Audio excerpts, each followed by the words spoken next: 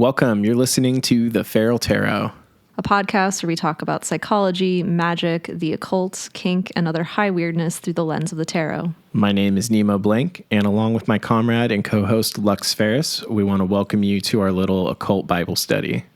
Today, in our very first episode, we're appropriately starting off with the Fool, number 0 in the tarot, and the beginning of the journey. On theme with the Fool, the format of this podcast is inspired by the concept of a digital garden, the practice of cultivating knowledge and learning in public. We'll talk a lot in this episode about potential, folly, and the wisdom of the undifferentiated. We also take some time to talk about our personal associations with the symbols of the card and reflect on some of the art that's been used to communicate these ideas. You'll notice some editing blips here and there. We try our best to create a solid flow, but we are fully embodying the Fool in this episode, coming at you unrehearsed, barely outlined, and completely green. We hope you enjoy the episode and stay tuned for more. But before we get started, as always, we want to acknowledge that this episode of the Feral Tarot is recorded on stolen ancestral lands of the Ohlone people, whose deep connection to this region endures through generations. We offer our respect to their elders, past and present, and acknowledge their ongoing contributions to the cultural fabric of Oakland and the greater East Bay. As we move through the tarot, we hold awareness for the ways this system has been shaped by colonization and imperialism. And with that, let's get started on the Fool.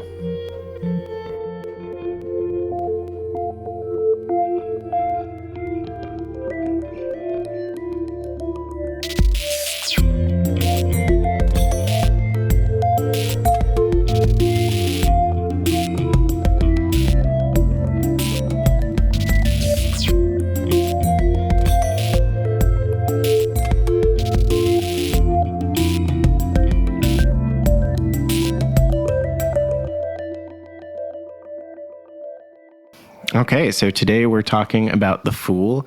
It is the first card in the tarot, but it has the number 0. In looking into this, I found a few things to kind of support that zero-ness of it. So the first thing to think about with it is like its initial correspondences. As you and I know, it's air. It is the letter Aleph in the Hebrew alphabet, and it kind of relates to like mental energy when we talk about like air.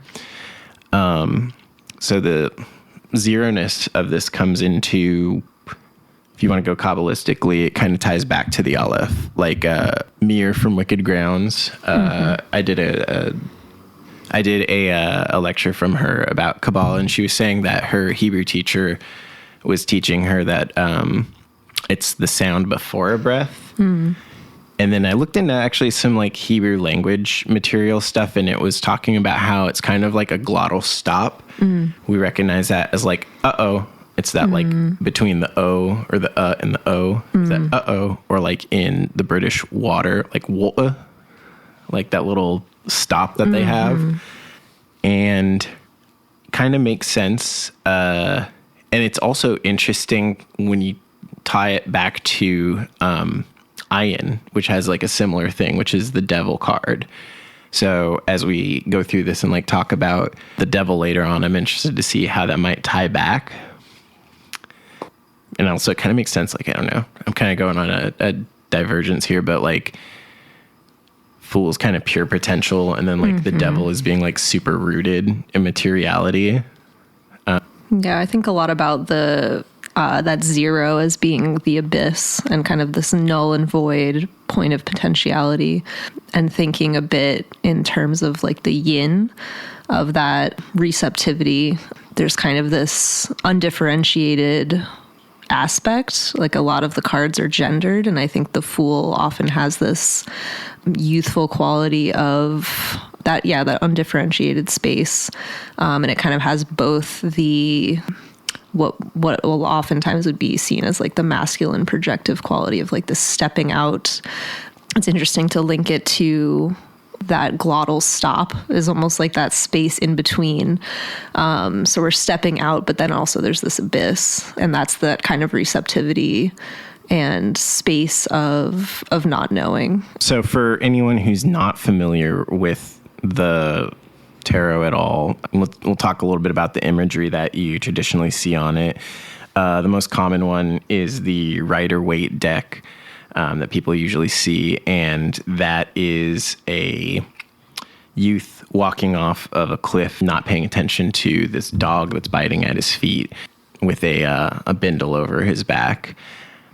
I looked into it, and the earliest design that we have is from it's called the Visconti Sforza deck, and it's a bearded ancient with a spear. The Golden Dawn material describes it as a bearded ancient with a spear over his shoulder and a dragon and a wolf at his feet. Yeah, that's a much more aggressive, I guess, imagery than usually we would see in the Rider-Waite. And then the deck that I had pulled from is pretty soft. He's carrying a white rose, which I think links back into that kind of like state of innocence and purity. But yeah, can you say more about the dragon? Yeah, let me go ahead and find my note here. Okay, so the original design is said, a bearded ancient seen in profile. He laughs, bearing a spear containing illusion in his left hand, and over his right shoulder, a staff 463 lines long in his right. Lion and a dragon at his feet, but he seems to be unaware of their attacks and caresses. And I think this was in Lon Milo Duquette's book, where he was talking about the original card. And those both represent aspects of the lower psyche. The lion being like the carnal, like I guess primal, like primal, exactly, animalistic, primal animalistic consciousness, and the dragon being an elevated version of that. So like thinking maybe like the lust card or the strength card, where we're what we would traditionally probably tie back to a lion when we go back to like Leo symbolism or Golden Dawn symbolism. That's kind of where the dragon fills in. So we're having both the animalistic primal sense at the fool's feet, as well as the kind of elevated, almost matured high, like I think with the dragon is kind of this integration of that primal sense with there's like a wisdom to dragons, like the ancient sense of that. Both of those figures are kind of tailing the fool in that original imagery. Yeah. But when I looked at the card, the original one, I did not see a dragon or a lion at his feet. So I'm not sure where the quote unquote original design comes from. But talking about the White Rose that you were saying, the Golden Dawn, who actually developed the Rider-Waite deck, have the Rider-Waite deck, which they like proliferated and put out publicly, but there is an order deck that they have where I don't know if they ever like published an actual deck for it. I think they did, and somewhere I'm not positive. Could have done a little more research on that one. But one of the assignments that you have as an adept or the Adeptus grade is to make your own tarot deck, and they give you like a set of descriptions for that. And the description that they give in that one is, well, I'll start off with the quote that I have here.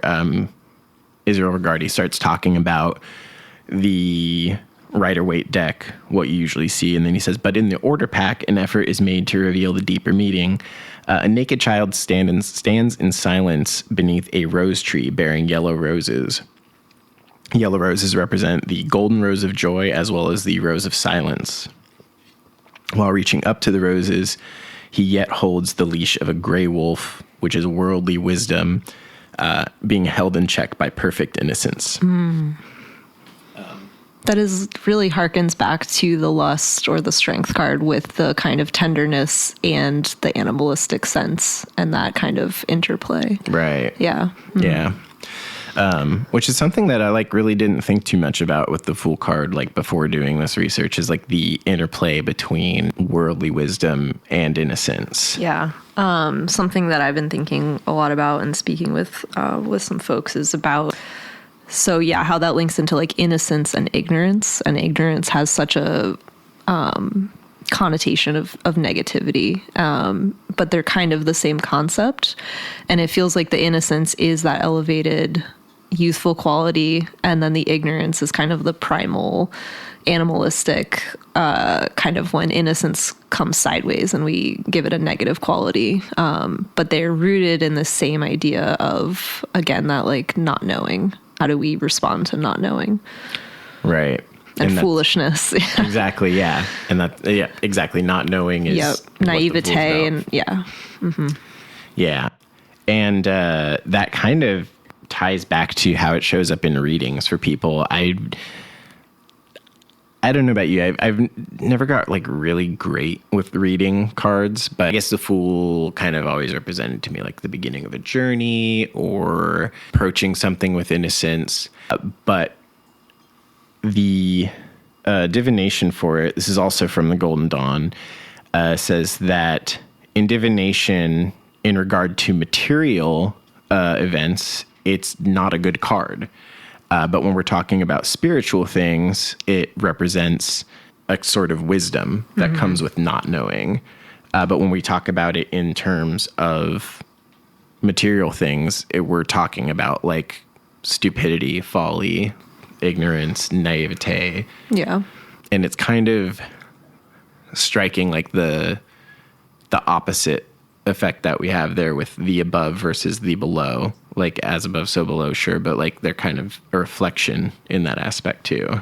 Yeah. And then I think in readings, I often, again, the Fool's journey is often what the major arcana, the entire arc of that is referred to as. But I think of the Fool in readings as the beginner's mind. So not knowing as being this kind of like really uncomfortable place when you're starting out in something, but also being a place of wisdom if you're able to kind of be humble in it, which I think is often difficult for me, can often be difficult for anyone starting something new where you're not sure when you're stepping off the cliff. So there is materially that really uncomfortable sense of humbling for me, I think. And then the possibility of what you can get to if you're willing to go through that is what I think the Fool's journey is kind of about. Like when I think of that arc, I don't know if you have any thoughts on kind of how that turns out. As soon as you started talking about that, the first thing that came up from like that brought up the Dunning-Kruger effect for me. Yeah. Like when you're starting off in something, there's a false wisdom of like, I know so much about this thing. But I was looking at a little graph that represented how the path of that goes. And there is a cliff that you walk off of. Oh, yeah. As you like start to learn more about the subject, you immediately realize how little you know at a certain point. And then I think they called it the Valley of Despair, where you realize how little you know. And that's your real test of if you're going to learn this or if you're going to like give up and drop it. Yeah. I don't think the ancients had the Dunning-Kruger effect or like, I don't know if it was as big of an idea at that time, but like it fits absolutely. I think that's a deeply human place to be in of anyone who has ever tried to dive deep into something and really cared about it. And then at first you have this kind of like starry-eyed, I think is like also a term I think of with the Fool. Like you have this starry-eyed hope and like naivete and like desire to go off into the unknown. And then you learn some things and then you learn really fast how little you know. And I think that Valley of Despair is probably a ancient concept as well, even if we had different names for it. Yeah, I think I'm being maybe culturally chauvinistic to like the information age, but like that makes sense. I mean, even thinking about your reference to the Devil card, like I think that like self-bondage, when you come through that first stage of the starry-eyed naivete, and then you realize like your own naivete becoming your self-bondage, like when you lose the willingness to be foolish and be ignorant, like that's when we kind of get trapped in things. Yeah, wow. Or trapped with other people, or trapped with other people's perceptions of us, like all the ways that can spin out. Damn. Yeah, that That's solid. Thank you for tying those two together, because I was like looking for it, but that absolutely makes sense. That would be cool to come back to later on too. For sure. Another fun thing with it being the zero card, which I didn't really think of, and it kind of synthesized for me as I was reading this, but like the Fool carries the bindle over his shoulder, and it's often said that like the Fool is not within the trumps. It's zero for a reason, because it's outside of everything. Rather, all the other cards are inside of the Fool card, which is what he carries in that bindle. So like all the other cards. Yeah. So it kind of brings into mind this visual of him stepping off that cliff, and then as he falls, all of the rest of the trumps fall out and spill out of that bindle that he has. What a good imagery, because the idea of it falling out feels like oddly comforting, like that it's not this like laid out, like I think I say like the Fool's Journey thinking of the major arcana, but in my head that imagery is almost the hero's journey, where we think of like that cycle, and it's very like neat and cyclical. But the idea of it just kind of falling out evokes like the reality of like a tarot reading, where they might not even be linear. Like, yes, we have them in a linear order and we have a psychology around that ordering, but sometimes stuff just falls out. Like, yeah. So that's interesting to think of it as what he's actually carrying is the journey and the capacity of it to kind of just scatter. One of the decks that I use, the Rust Belt Arcana, has the Fool card as a bear imagery. And the idea of the way bears kind of disperse, and it's a very like independent, the young bear being like chased away by its mother, and as a predator they have to disperse and find their own territory. So say more about that.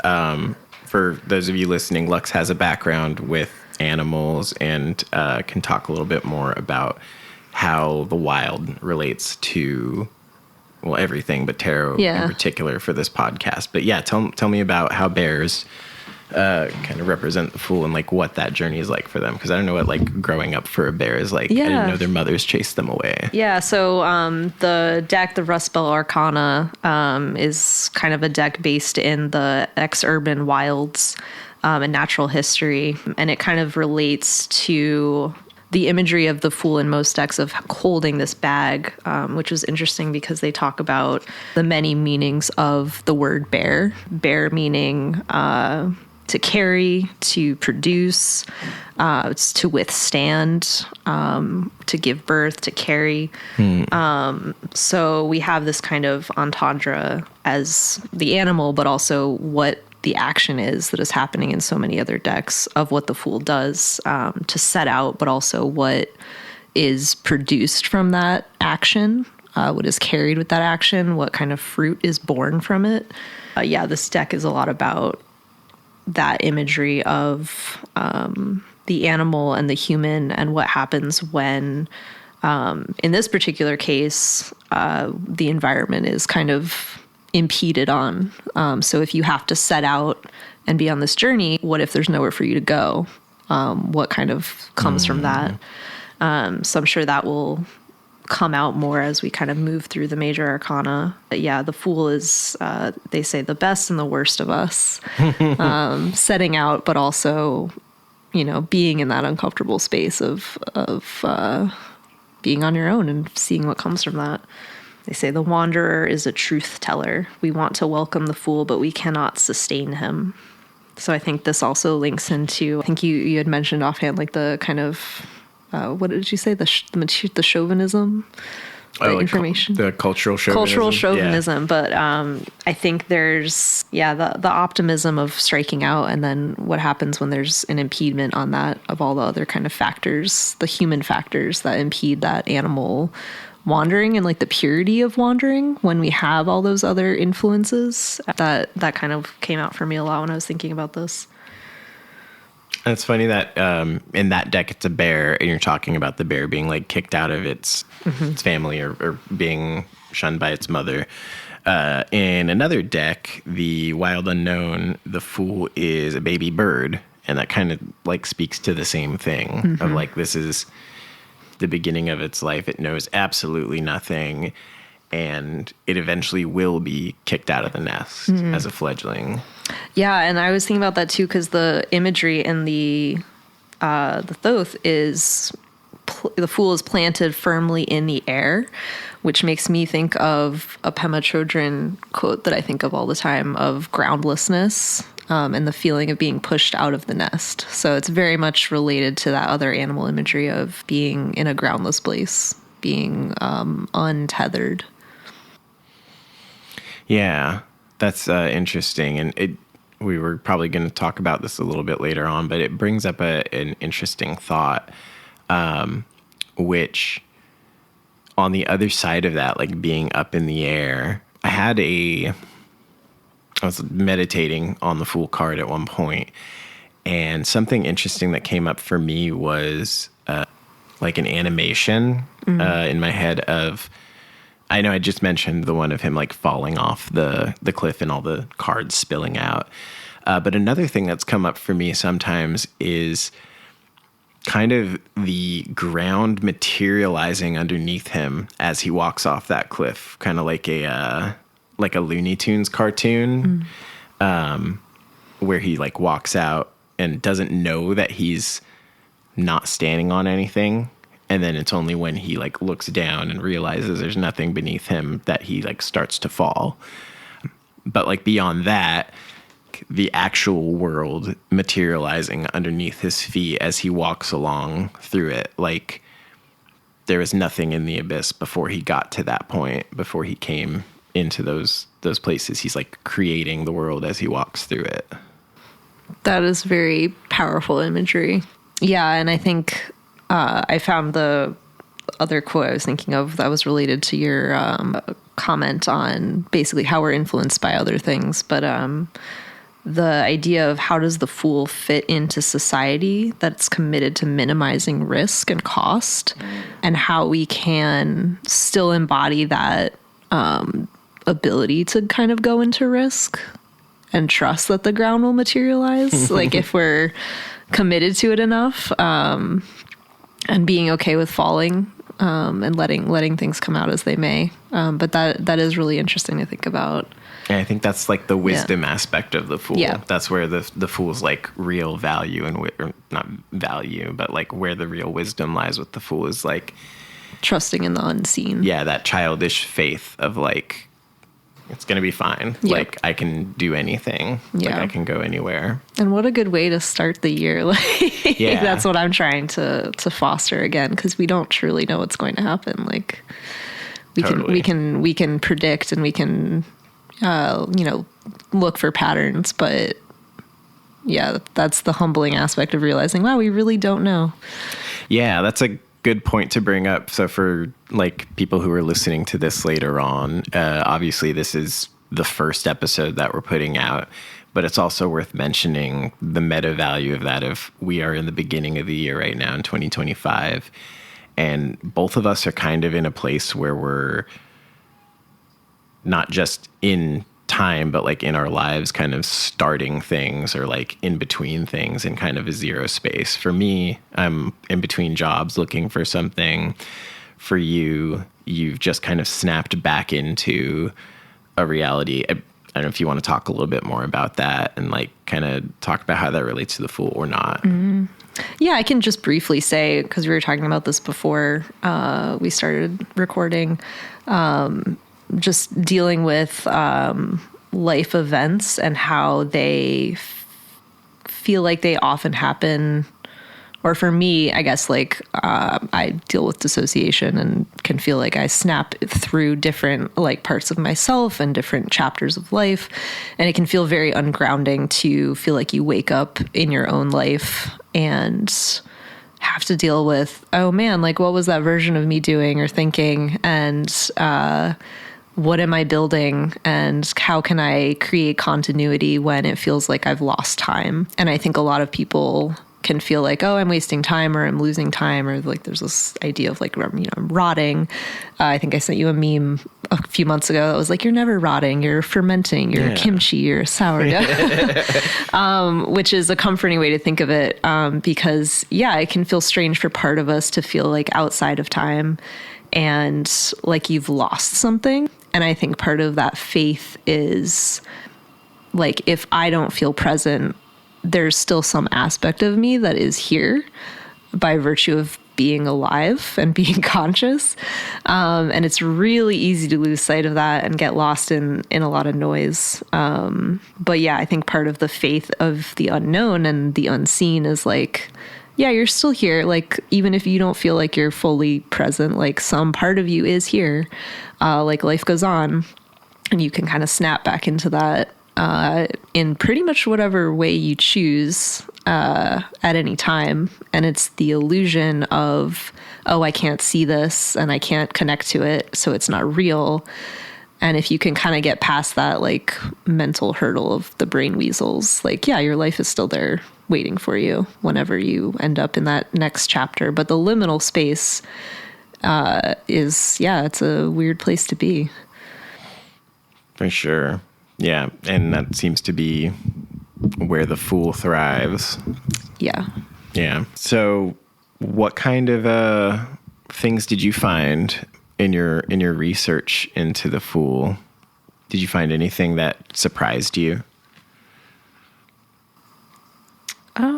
I think the thinking about the fool as the bear felt really fruitful, and the multiple meanings of bear, but also the idea of the bear fool, fruit. Yeah, of what we produce from that willingness. But the fool as a truth teller and the fool as desire were also themes that came up, of following something that feels impractical, of the idea of delusion, and that interplay between innocence and ignorance, and the willingness to follow something that is not for sure. Yeah, those were themes that came up for me. The freedom of free will, the freedom to fuck up, the idea of playing with like multiple realities, and being able to trust stepping into something that is unseen. I don't know, what came up for you?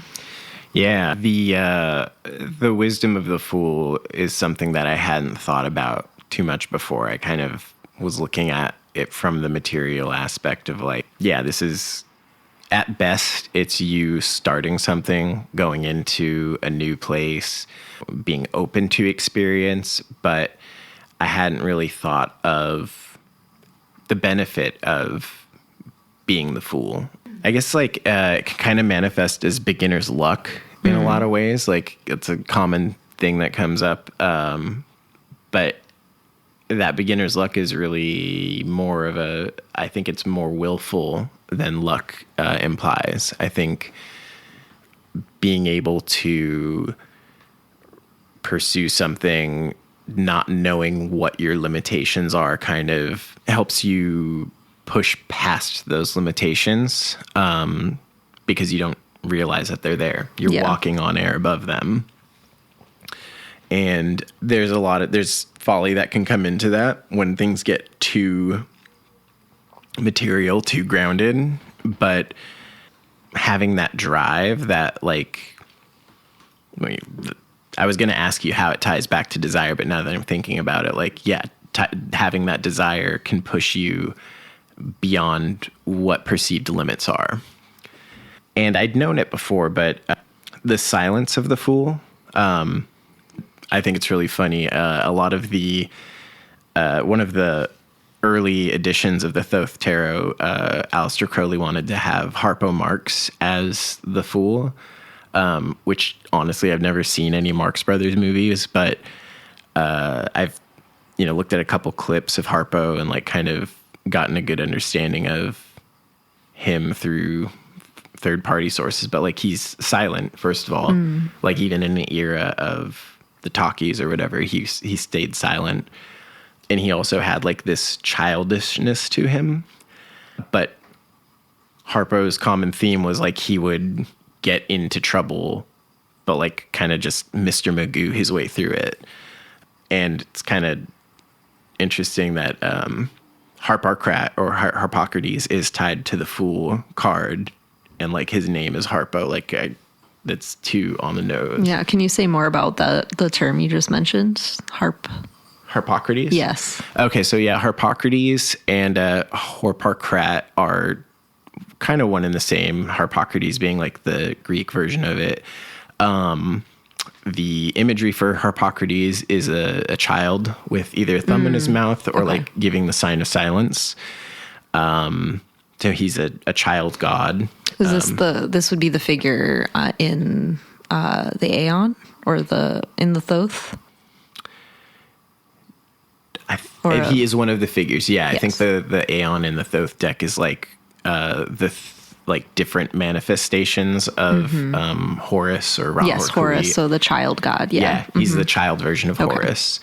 So yeah, that he's like maybe not the crowned and conquering child, but like what comes before that. Just this like this wise silent child. Yes. Again, when we're talking about like the power of the Fool, we're talking about like absence. There's a power behind the absence there. There's like undefined potential with all of that. Yeah, I mentioned the beginner's mind, and it occurred to me that I didn't actually say what that term usually refers to, but it's in the beginner's or in the expert's mind, there are few possibilities, but in the beginner's mind, there are many. So that's because you don't know, and like everything is possible. Yeah. It's like the child mind of undifferentiated possibility. I think back to, even like in life itself, of like stem cells of undifferentiated, before things decide what they're going to be. There's many possibilities. And that's actually, a very powerful place to be in. There's a lot of things that can be done with that on a material level. And then also thinking psychologically, when we don't have a preconceived notion of what things are going to be or what they have to be, or what they have to be based on what they've been in the past, suddenly it's like you open up this horizon of an undifferentiated future. I love that. Yeah. I am loving that we decided to do this, but I feel like this has been very effective. The intention that I had behind this of like learning through having these conversations. And just want to take a moment to like be very pleased with the fruits that this has bared. Yes. I think, it's always helpful to talk something out. And, I feel like even when I'm saying something out loud, I'm like, oh, I didn't even know that I knew that. Totally. So I'm appreciating the fruits that we're bearing as well. I feel like that with the occult in particular, that comes up for me a lot where I'm like, I don't realize that I know something until I'm like trying to explain it to someone else without sounding like a complete psychopath. Yeah. Yeah.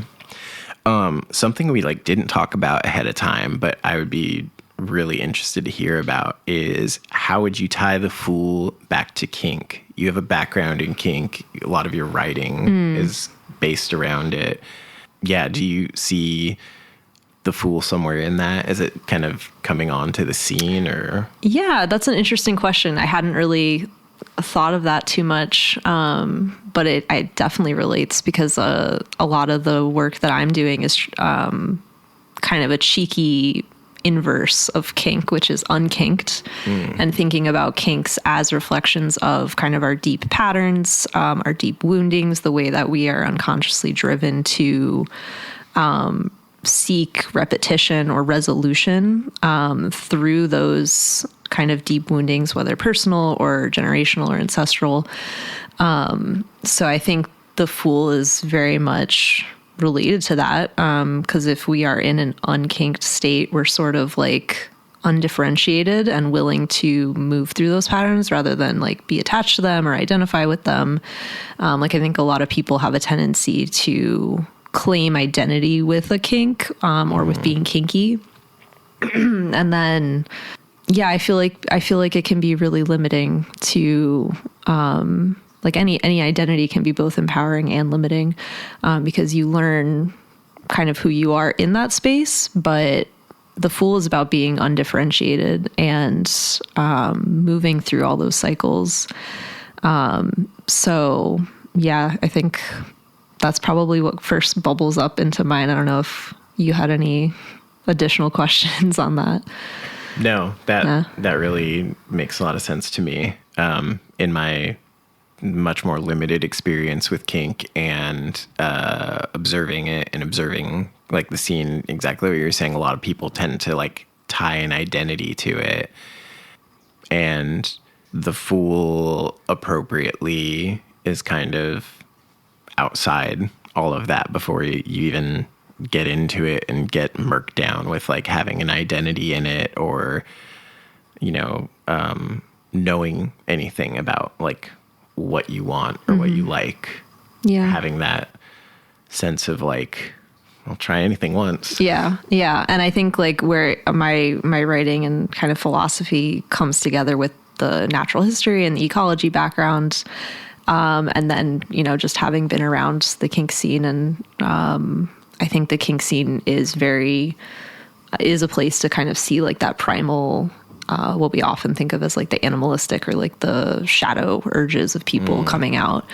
So that's kind of where it comes together for me as, what people think is taboo, what people are wanting to embody or release, in a space that often, for better or for worse, has a kind of anything goes mentality. Because for me, I really connected back to an animal nature that felt very pure and undifferentiated. And like, there's this kind of approach to kink that's like more primal rather than having these discrete roles, is more just about what is true and alive in your body and thinking about desire. So that feels very related to the Fool. So yeah, it feels very relevant. Thank you for bringing that up. Yeah, we didn't talk about it ahead of time, but going forward, I think it'd be really cool to tie back to kink in a lot of ways. For sure, because we both have you've vastly more experience and like thought put into it, but there's definitely an interest there on my part. So yeah, that could be a fun thing to play with as we go through the Fool's journey. Yeah, I think related to what you said earlier about like speaking, it's very easy to get like in my own head, like thinking of like, oh, I'm writing. And it's like at some point you hit a block and there's things that express better when you're like speaking them to someone and you find things out that you're like, now that I'm expressing this to someone else instead of just like regurgitating what's been in my head, knocking around for years. Different insights come out and different reflections. And that is, I think, the nature of, unkinking is like being able to take those patterns and like unwind them in relation to another person. I guess it was a good time to like jump over to how's the Fool showed up in your life, aside from like this very moment where neither of us have like made a podcast before. We're at the beginning of the year. This is the first thing that we're doing with this particular podcast. But like, when you think about the Fool showing up in your life, what are some times that you maybe think of? Or just personal experiences in general, but like, how does it show up for you personally? I feel like I have an appreciation for how it shows up in like relationships because I think I've over the years come to appreciate relationships as all like very individual. Like I don't really have a set format of like what this is going to be based on a label. And that felt very freeing initially, like when I was first discovering like relationship anarchy and polyamory. And it's like, wow, you can do anything and like customize your relationships and communicate and all that. And then also in the same way that you have this wisdom suddenly of undifferentiated, pure possibility, the white rose and the space of the void, you also suddenly are like, oh, like I'm gonna not know things. Like I'm going to not be following a script. I'm not going to be able to jump onto a path that's already well trod with people who just accept kind of this unspoken meaning of what romance or friendship or partnership or relationships in general need to be or get to be. And suddenly you're like, wow, like, yeah, I don't know. Like it's going to be different for everyone. Yeah. I like that a lot. I do think about that too in, kind of approaching a solo poly relationship anarchy style of having relationships is a relationship doesn't have to have a specific set of structures, and you kind of build that as you walk off the cliff and it materializes under your feet. Yeah. That's one way that it definitely shows up in my life too.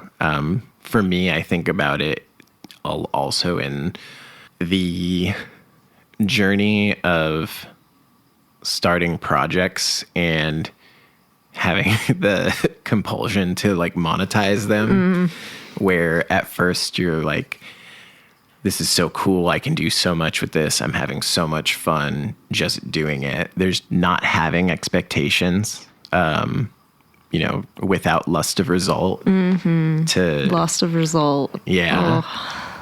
Not having that lust of result you're producing something, but like the process is really what takes you there. Like what you come back to initially in that first foray with whatever you're engaging in, that innocence before you start to go like, oh, I need to buy all these like different tools. I need to like bring it back down to the material world to like share or like get out to other people somehow.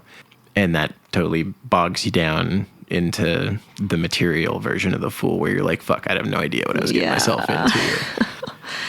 Yeah, I remember, I think a year ago, I was gearing up to start selling my art, and I was like very like starry-eyed and very into the like I can do anything, and you can, but also you're limited by your human body and your human doubts and three-dimensional time, your other obligations.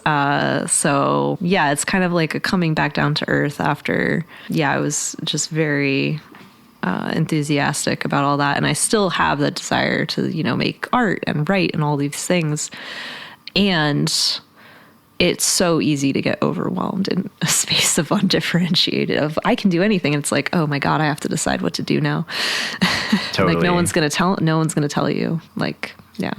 And I think that's a good time to bring up like some of the Kabbalah of this too. You and I both have like a Kabbalistic background when we approach these things. So the Fool ties Keter, pure consciousness, to Chokmah, which is wisdom.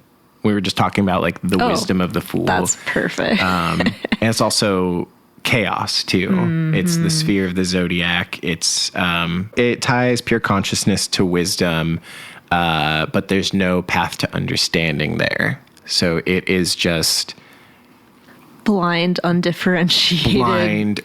Faith in the unseen. And the wisdom of that. Yeah. But the thing to take into account, what came to mind for me is we're talking about how there's a disconnect between the wisdom of the Fool in its spiritual form and then how it gets so messy when we bring it back down to earth.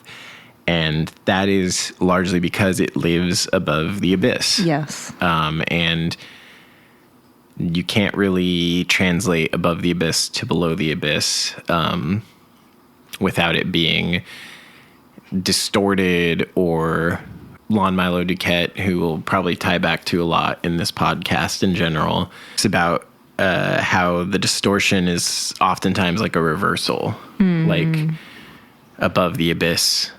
He has this thing where he goes through is above the abyss. Someone's saying, it's black, it's black, it's black, it's black, it's white, it's white, it's white, it's white, it's white. And it gets reversed when it goes through the abyss. You know what I just thought of too, listening to you talk, and I was thinking about, I said like blind, undifferentiated wisdom was what we said. And in most of the depictions of the Fool card, or at least the Rider Waite, the Fool is not looking where he's going. He's kind of looking up. And I was thinking about how like Kether is in Malkuth and Malkuth is in Kether. We're sort of, the Fool is at Kether, but looking upward. He's going to end up in that murky messy, chaotic Malkuth. Like, so it's kind of inevitable. Yeah. It's like unavoidable that even though he has all this wisdom, he's gonna make a mess. yep. Yeah, you're walking in, blinding light, but you're looking into the murk. Wow. Yeah, I hadn't even thought about that. I was thinking about the disconnect too. When we get into some of the smaller cards, a lot of the interplay of when you say like the 10 of Wands, for example, it's the energy of Atziluth, like archetypal being shoved into Malkuth. Like, and those things have an incompatibility to them. Like, I don't remember what that card is called, but yeah, there's a lot of times they're talking about how these things being incompatible or so far opposite of each other. There's like a wave interference if you want to think about things in like frequencies. But the main point being, you're taking something immaterial and as lofty as air and trying to bring it into a world that's solid. And there's like an incompatibility with that. You have air blowing over mud, which is just going to splatter it everywhere or do nothing, depending on the fluidity of said. Yeah, and I was thinking of, I think we were talking about this maybe before we were recording, about like vibration and how uncomfortable it is when you have to move from one plane to another. And it depends on kind of your start point of where you are psychologically and energetically, and where you're moving to through whether a substance or life experiences or whatever is kind of influencing you. But I think something clicked for me because vibration is kind of a hand wavy term that I think people use in a lot of different ways. But I think something clicked for me at one point when I was thinking about like high vibration as not like a state of being necessarily, but your ability to move between states more fluidly. So rather than like you're existing at a quote high vibration, a vibration is in essence a state of flux and movement. So like, can you be in one place and then be like, okay, here I am. Now I've been able to shift state and I'm okay with that. No matter which direction you're going, rather than like you would think of a low vibration, you think of like the slow wave form. So like if you're somewhere very sticky, you're going to be more likely to be stuck versus like a high, like you can kind of roll with the punches, I guess, is kind of how I think. Yeah. And that makes sense in terms of like electromagnetic energy. Because like, I don't know anything about it, but I do know that X-rays, for example, are really high frequency and they can move things. And then you have like gamma radiation and stuff like that, which can move through different things. And I think the higher the frequency, the more they can penetrate. Or depending on if you want to take a less aggressive view, that they can phase through because of that high frequency. So yeah, that totally resonates with me. Because if we think of the mud and the air coming together, I don't know where I was going with that.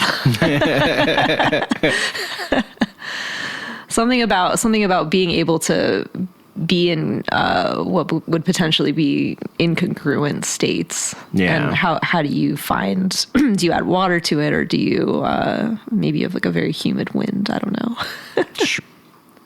Yeah, I think like nature kind of comes into play a lot for finding peace with those states, because it's like, you can like in your humanness hate the murk and the chaos and the sludge, but there are swamps out there. Swamps can be beautiful and full of life. Yeah. Swamps are super fecund. Yeah. Life in all different states too. You have that putrefaction, the decay, giving birth to like more life. Bearing life. Yeah. Oh. Let's talk about some of the different cards that we have come across and we have in front of us. you have a really awesome deck, the Marigold Tarot, which is it seems like it's a mix of conventional and unconventional imagery too. Yeah, it's kind of rooted a little bit in, like, I think it starts, I would say, in the Rider-Waite imagery, but it's got Sikh kind of cultural references, and it's all black and gold. So it's kind of, again, hearkening to the black void primal state and the gold as the sort of like spiritual golds, like the divine and the holy. So yeah, it's blending those. The symbology is the Rider-Waite Smith with the Sikh, and all of the figures are skeletal, which I appreciate because it's kind of inserting this like agender. We're all kind of bones beneath all of the cultural trappings.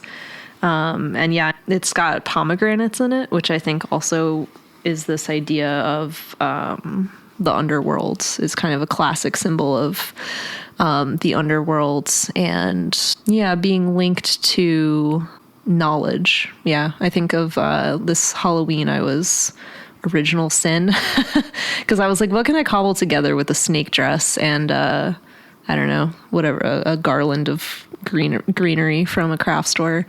And I was sort of joking, like, I'm original sin. I brought pomegranates because in the original Garden of Eden, I think there's a idea that there wouldn't have been apples, there would have been pomegranates as a more regionally appropriate fruit. But pomegranates are also classically, what kept Persephone in the underworld. So it is kind of this idea of like the fruit of knowledge of good and evil. The idea of youth wandering off is again Persephone. So yeah, that's kind of an interesting tie-in. I was the pomegranate was like, my prop for my costume, but also like what I didn't talk about was like no one at this party asked me like the philosophical background of original sin, which is what I really wanted to talk about. Because yeah, as far as Halloween costumes go, the idea of original sin as what I think of as the illusion of separation from the divine is like very scary, because like here we are muddling through our humanness, like forgetting being like a little facet of godhood because we ate that accursed pomegranate arrow. So first I'm just imagining you in that meme where it's like, nobody here knows that I'm the no one here knows the philosophy behind original sin. But also that really ties back to the Fool's Bindle, because the pomegranate Kabbalistically also represents kind of the entirety of the tree of life. Mm-hmm. It's a bunch of spheres together in one form. So I like that they have it in there. Now, I don't think anyone else has put the pomegranate in the Fool card. We usually see it show up in the High Priestess, and probably a couple of other places too. But that's the immediate association that I have is the High Priestess. Yeah, and it says the pomegranates represent multiple avenues and outcomes as plentiful as their seeds. So that links into a lot of what we've been talking about. The pomegranate shows up in many cards. It does also reappear in the High Priestess. So yeah, it's definitely like a rich symbol. Yeah, that's a cool deck. I hadn't known about it before previously. Yeah, I'm excited to explore that one more as we go through more of the cards. Does that book have the small cards too, or is it all? It does, yes. It has awesome. All the small cards are in here as well. Very cool. And do you have the actual deck, or do you? I do, yeah. I have the deck. I did not bring it with me today, but actually, yeah, there's quite a few pomegranates. Yeah, I'm looking, so that'll show up quite a bit. Very cool. Yeah, the pomegranate has off topic, maybe not, has been showing up for me a lot recently too. Not directly, but my friend Dawn is getting into Morgan priestesshood, and the symbol of pomegranates was showing up for her. And the night that we started talking about it, we had like a charcuterie night, and I had bought pomegranate for it, and I was just like, pomegranate will be like a fun thing to sprinkle around on it. And I have like my own associations with pomegranate as well. But yeah, it's just interesting that it's been showing up a lot recently, and it'll probably keep showing up as we get into the tarot and the Tree of Life. I guess we can also talk about the Thoth deck, which will tie back to a lot. I had mentioned earlier that Crowley wanted to have Harpo marks in it. And in this deck, you had mentioned that it's firmly rooted in the air. You can see his feet are splayed out. There's a lion biting at his leg. But we also see a butterfly, which is almost universally change. There's a caduceus in it. And then, not a pomegranate, but it looks like there's like a bunch of grapes over what looks like would be his bindle, which has a bunch of different discs in it with the different planets and zodiacal elements to it. So I hadn't even thought about that, but it totally ties back to the whole of the tarot resting in the Fool's Bindle. Yeah, it does look like he's carrying the bindle full of all of the, looks like the astrological symbols. So it is kind of that, the whole journey of all the cards and what they represent. And then it does look like there's, it looks like a bundle of grapes, because I think there's a grape leaf as well. But the arrows are very similar to the pomegranate. And yeah, see, there's a white rose in this one as well. That might be a fun name for this podcast, The Fool's Bindle. The Fool's Bindle. Yeah, we haven't even thought of a name for the podcast yet, and I'll probably end up editing this part out, but that's just another aspect of, well, I guess maybe I won't edit it out, because that is another aspect of the fool nature of this, is we have undefined potential there. Exactly. With the name of the podcast itself. We're embracing chaos and possibility. This is such a meta episode. So meta. So meta. I liked how you picked up the Fool card, which we have with us, and we're like, he's splayed out in the air, and Crowley the cat, the podcast assistant, splayed out his little toe beans at the card. So from here, the conversation never quite gets back to the Fool, and we had some audio issues. So this is where today's episode ends. And obviously, the podcast is not called The Fool's Bindle. I think our name is much cooler. Cooler and represents us a lot better. Yeah. But I think we had a good exploration of nailing down the Fool, as much as one could really say is possible. Yeah, I feel like I have a new relationship with this archetype now, and definitely a greater appreciation for it. And very appropriate for us to start off with. Yeah, definitely. And that reminds me, since this is where we started off, where are we going next? Yes, here on the Feral Tarot. TFT. Yes, TFT. We're going to be structuring episodes in such a way where we can provide some variation and stretch out the major arcana while we continue to evolve as hosts and as a podcast overall. That means every other episode will be continuing the Fool's journey with a card from the major arcana, and in between, we will pull from the small cards or the minor arcana. So without further ado, let's draw a card. Yeah, and I guess if it's a trump, we'll just put it back. Just like in real life. Oh, I wish. So we're all shuffled. Nemo, do you want to cut the deck? Okay. And we've got 10 of Cups. Oh, okay. And we're using the Thoth deck. Which one is that in the Rider Waite? This is, I think I associate as the Happy Family card. Ah, yeah, with the rainbow and the cups. Yep. I know what you're talking about. So I'm interested to dig into this a little more. I feel like it usually has a pretty positive association. Yeah, I feel like happy family, full cups, completion feels like a good place to move on to. Yeah, so join us again on the Feral Tarot. We will dive into the overflowing waters of the 10 of Cups. I'm Lux Feros. And I'm Nemo Blank. Stay feral, friends.